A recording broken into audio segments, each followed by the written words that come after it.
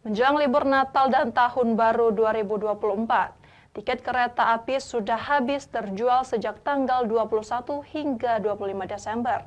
Hingga saat ini 24.732 tempat duduk ludes terjual.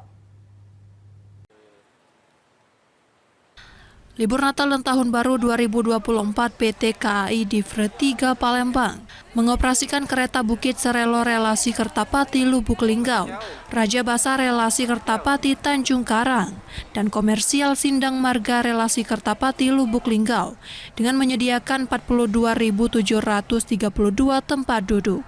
Hingga saat ini 24.368 tempat duduk sudah terjual, atau 57% dari total tiket yang disediakan pada libur Nataru 2023-2024. VVP Divre 3 KAI Palembang Yuskal Setiawan memastikan dari 2.500 hingga 3.000 tiket yang disediakan setiap harinya sudah habis terjual sejak tanggal 21 hingga 25 Desember 2023.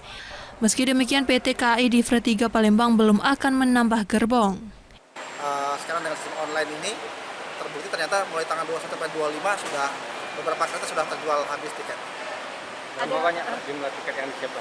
Kita siapkan per hari antara 2.500 sampai 3.000 untuk seatnya per hari. Tentu ini menjadi bagian penting untuk kita koreksi, karena ketika nanti ada lonjakan, kami akan maksimalkan jumlah stand formasi.